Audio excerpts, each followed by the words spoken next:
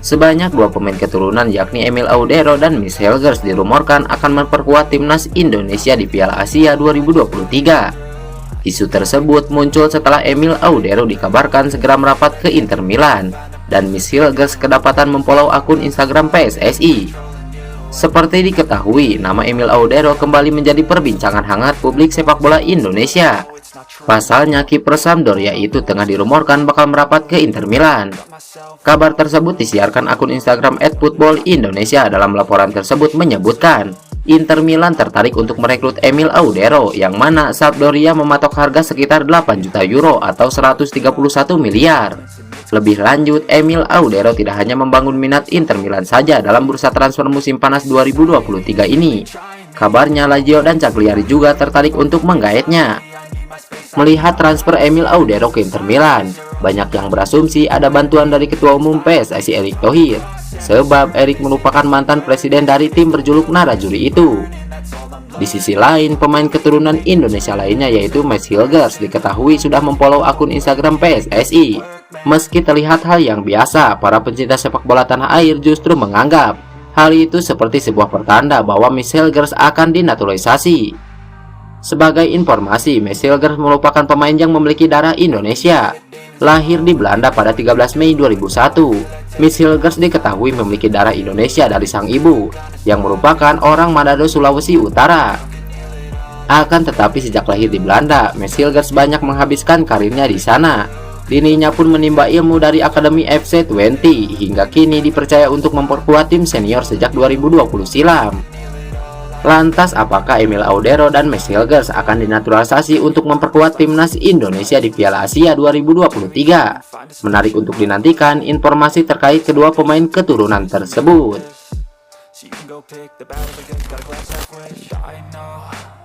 Pelatih timnas Indonesia Sintayong mengaku tak sabar menantikan laga besar berikutnya untuk skuad Garuda setelah menghadapi Argentina pada FIFA Matchday. Timnas Indonesia memang sebelumnya menghadapi Argentina dalam laga FIFA Matchday Juni ini.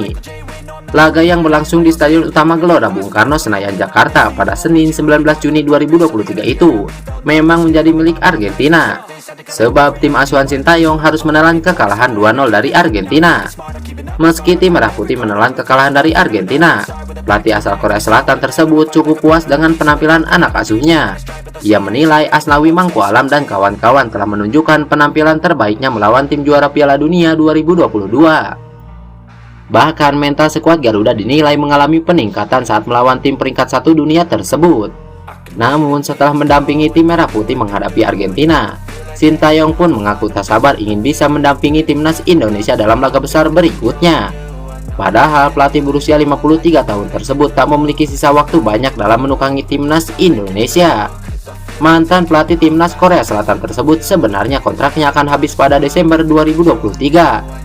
Akan tetapi karena timnas Indonesia akan tampil di Piala Asia 2023 yang berlangsung di Qatar pada Januari sampai Februari 2024, Ketua Umum PSSI Erick Thohir pun memperpanjang kontrak Sintayong menjadi jangka pendek.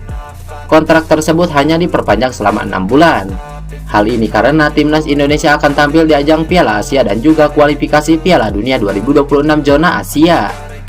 Untuk itu, kontrak jangka pendek diberikan dengan harapan timnas Indonesia bisa melakukan persiapan dengan baik. Namun walaupun kontraknya tersisa tak begitu banyak, Sintayong ternyata masih berharap bisa mendampingi timnas Indonesia dalam menjalani pertandingan besar tahun depan. Seperti diketahui, PSSI memang mengaku siap mendatangkan tim-tim besar seperti Argentina setiap tahunnya. Meski belum diketahui kapan tepatnya timnas Indonesia akan menghadapi tim besar lagi. Akan tetapi, Sintayong mengaku siap menunggu laga besar tersebut pada tahun depan. Padahal ia hanya memiliki kontrak jangka pendek selama 6 bulan.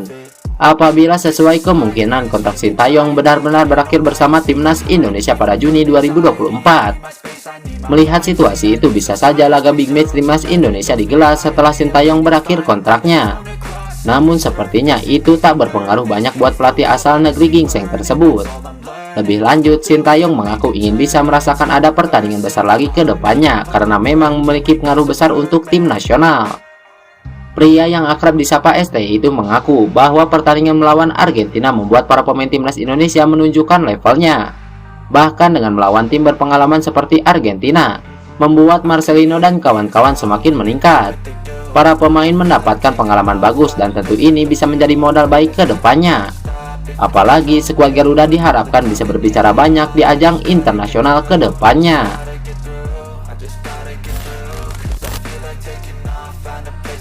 Timnas Thailand gagal menemani Timnas Indonesia berlaga di Piala Dunia U17 2023. Tim Gajah Perang gagal memanfaatkan momentum tuan rumah Piala Asia U17 untuk lolos zona kualifikasi penyisihan.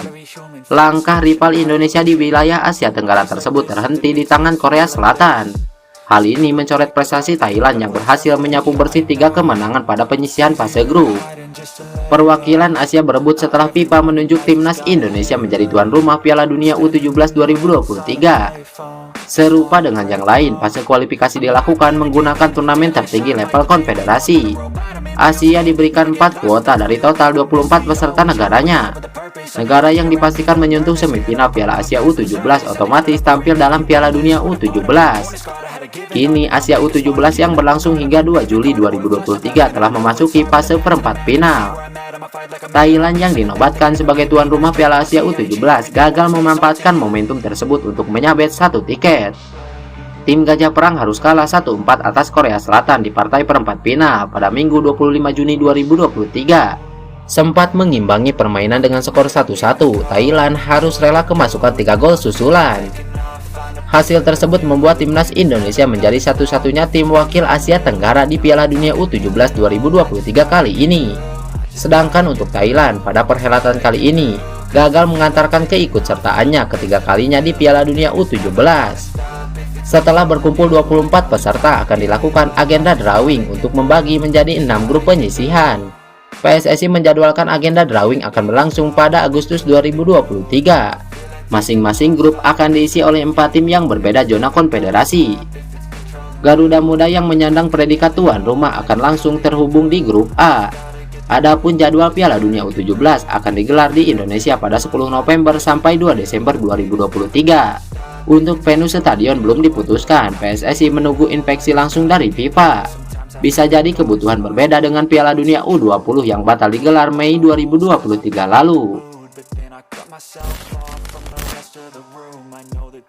Sintayong dan Indra Sapri dipastikan ikut membantu Bima Sakti dalam membangun skuad Timnas U17 Indonesia menjelang Piala Dunia U17 2023. PSSI langsung bergerak cepat dalam menentukan jajaran kepelatihan Timnas U17 Indonesia.